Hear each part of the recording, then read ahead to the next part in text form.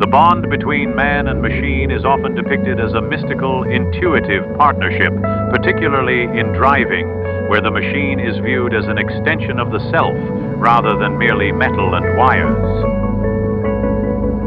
Mike Harrison, and I bought this 75 Goldwing in September of '75, so it's this month it's 50 years old, and I turned 75 in 2 months. And so to be able to ride this bike again is, I can't say it's a dream, because I never even dreamed that. I just never even figured I'd get to. So it's just amazing. Did someone reach out to you after it was purchased and say, we have your bike? Kind of tell us the beginnings of this kind of whole little dream come true. The bike, when it was 46 years old, I thought, you know, I need to get somebody who will take care of it, because I have been, but I kind of got tired of it. My dream was to take and ride it to Colorado when it was 50 years old. This year, I thought I'd like to keep it 50 years, ride it to Colorado, you know, again, and then sell it, because I wouldn't ride it for a year at a time, cause, you know, and because I'd ride my other bike, and every time I'd want to ride it, I'd have to rebuild the carburetors, you know. And after three consecutive years of rebuilding the carburetors, I did them myself when I was younger, but I finally got tired of that. But anyways, I thought,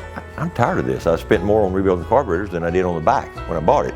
So I thought, let's get rid of it. I put it up for sale, and George texted me with an offer. George Jenkins did, and anyways, and so when he said it was going into a museum, I thought, wow, you never figured that, to think this bike is going to be taken care of that well. And so anyway, that was unexpected. And whenever he bought it, I kept the only original key I had to it, because I told him I wanted a reason to come up there and see it. I just kept the key and got to put it in his hand today. So, you know, that was the whole purpose. But that's been, I think, 4 years that since I've been meaning to come here every year, but it just never worked out. You know, I mean, being it's only open on Saturday, it's kind of hard to make that fit, you know, work. Now, what was your expectations, you know, on the drive here from Texas? What was kind of going through your brain? Were a lot of memories kind of coming up about you and the bike on the whole time up here?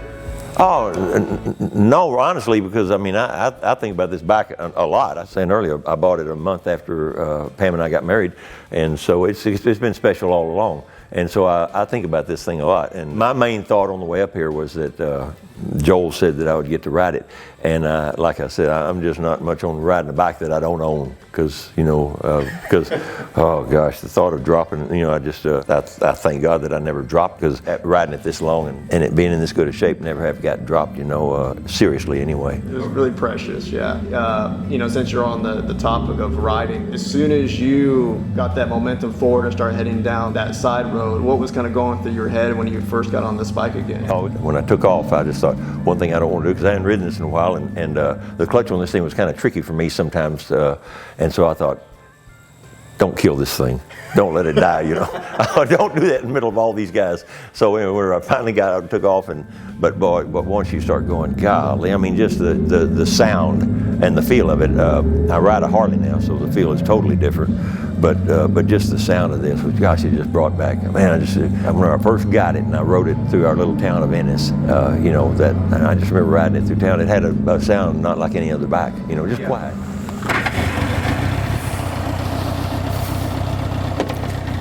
Have fun. Cool. Well, thank you.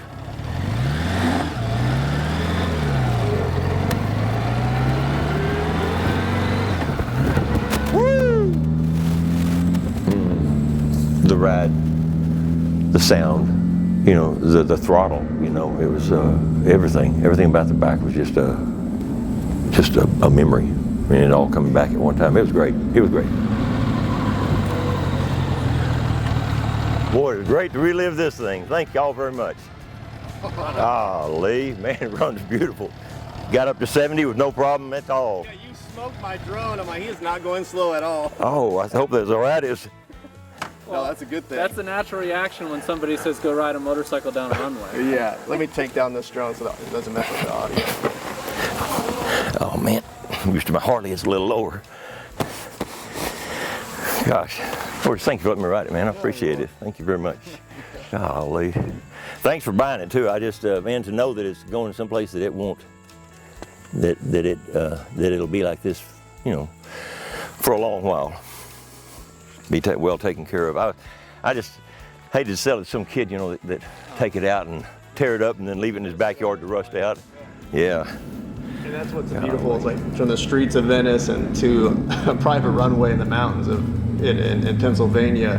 What to me, what's really beautiful is I feel like a piece of you will always stay alive with this bike, and especially in a beautiful place like this. But speaking of the runway, you know, when you were on that runway, you were out running my drone. Did you think you were gonna get that fast going? I thought I probably should ride just about 30 miles an hour through here, but then, oh man, when you see that open road ahead of you, you just can't keep from turning that throttle, you know. You just got to go. I got it up to 60 on the way there, and I thought, well, that felt pretty good. So I got it to 75 on the way back, and I thought that felt even better. But I thought I better put this thing up. So it was great. But it was just a good experience, a good feel. Well, you know, one that I just never ever dreamed or never thought I'd do. It's fantastic. Thank you for memorializing it like this too.